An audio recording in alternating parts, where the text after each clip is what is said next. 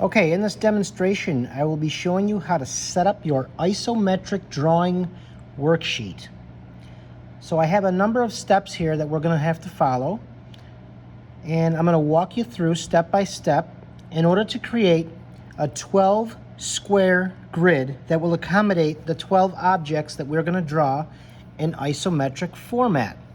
So in order to make these squares equal, the first thing we want to do is we want to measure and draw our vertical lines.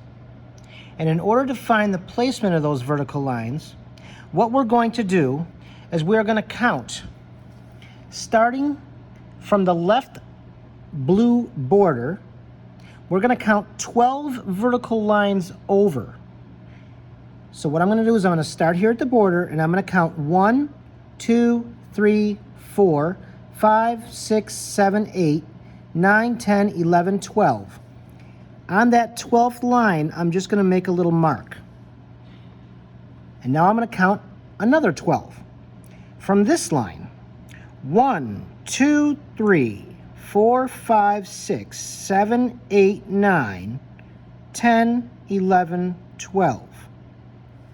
And I'm going to make a mark there. I'm going to do that a third time.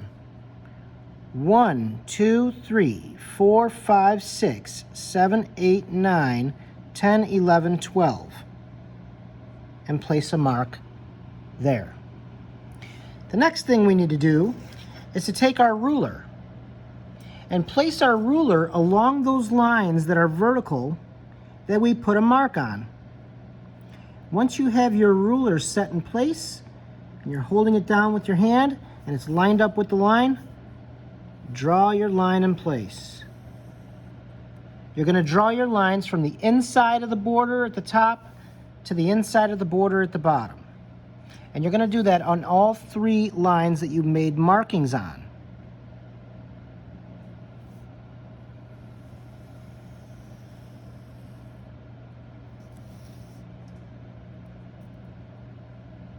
Three lines in total.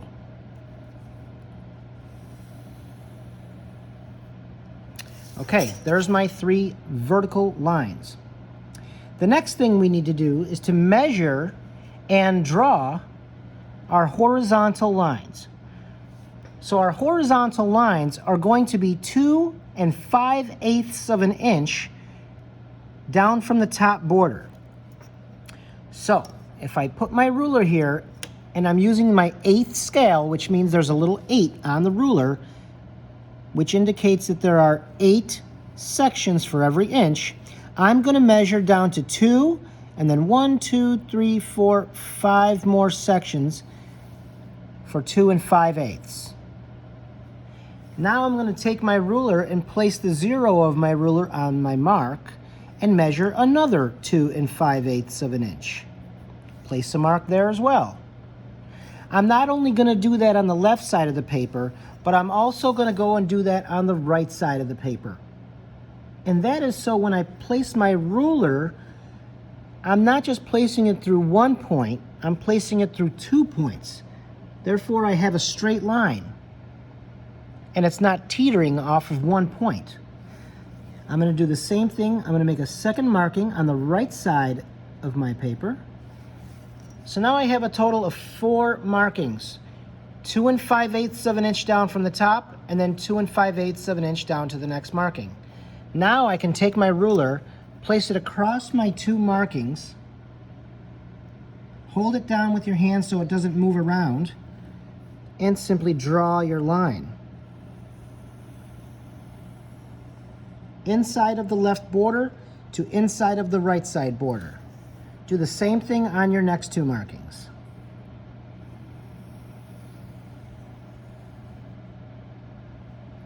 Now your paper has 12 squares.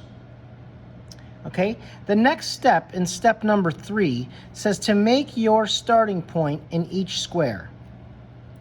So here's an example of the shapes that we're going to be drawing.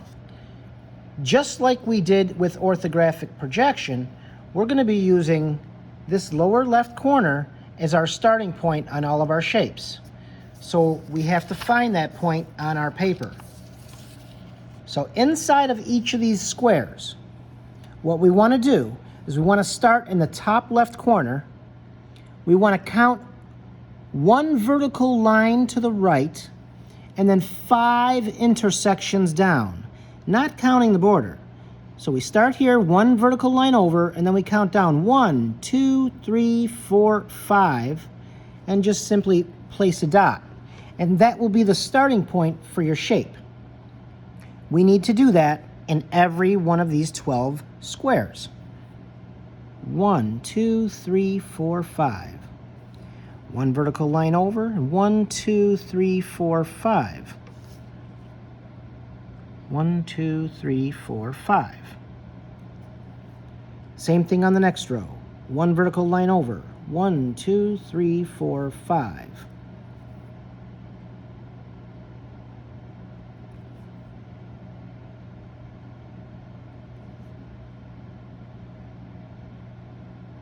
Same thing goes for the third row. 1, 2, 3, 4, 5. One vertical line over and 1, 2.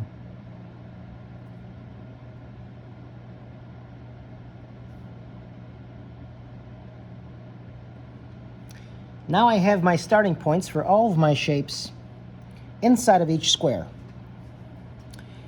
Now we can move on to number 4. Name each block with the correct name in technical lettering. So in order to do that, we want to create a name block at the bottom of each one of these squares. In order to do that, what I'm going to do is I'm going to place my ruler so that I'm at 1/4 of an inch, or 2/8 if you're counting eighths on the ruler. 1/4 of an inch, and I'm going to place a mark here. Okay? I'm going to do the same thing in the square below. Place a mark there. I'm going to do the same thing in the square below that one. I'm also going to do the same thing to the right side of the paper. Measure down 1/4 of an inch and place a mark. Same thing below there. 1/4 of an inch, place a mark. And the same thing goes below that one. 1/4 of an inch, place a mark. Now, the reason being, we place 2 markings so I don't teeter off of one measurement and have a crooked line. So I have 2 markings to reference, just like before, and I'm going to create a 1/4 inch tall letter box for the names of these shapes.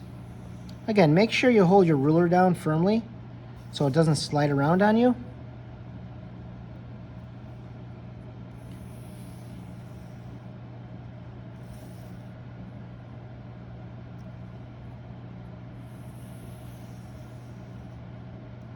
So there's what you should have at this point.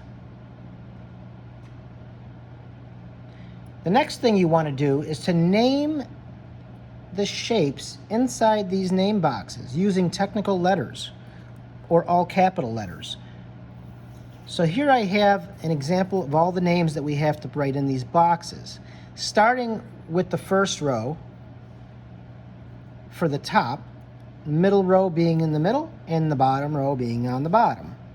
So I will leave this here while I write in the top row. The first one is called End Lap Member.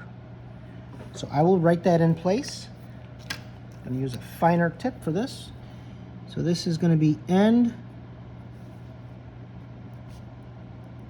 Lap Member. The next one is going to be Rabbited Block.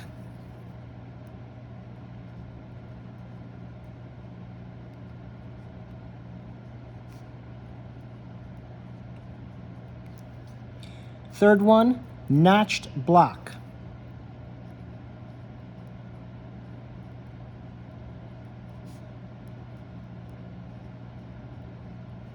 The fourth one is going to be Dado Block.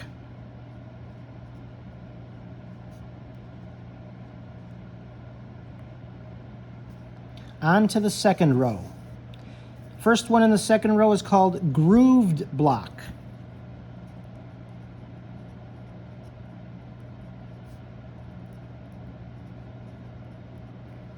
The next one is called Open Mortise Member.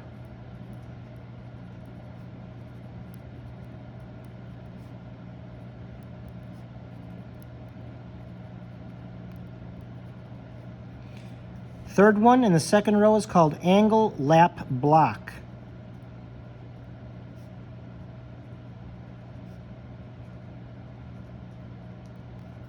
Fourth one, second row, grooved support block.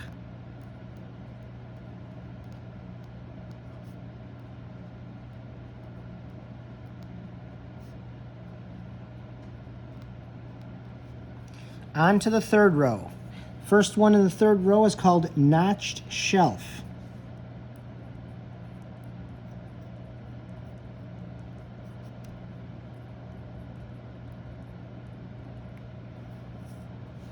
Second one, third row, is called chamfered block.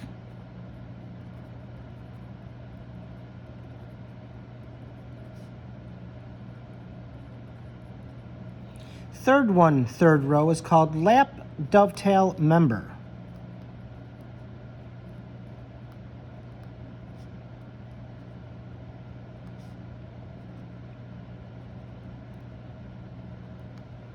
And the last one in the third row is called angle block.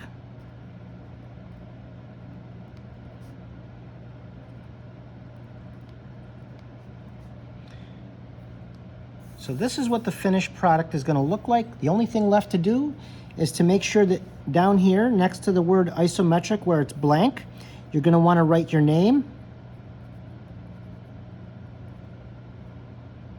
And you're also going to want to write your mods.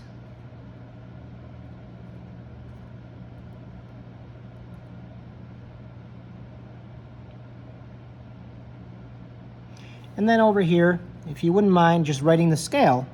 And the scale is 1 square equals 1 inch.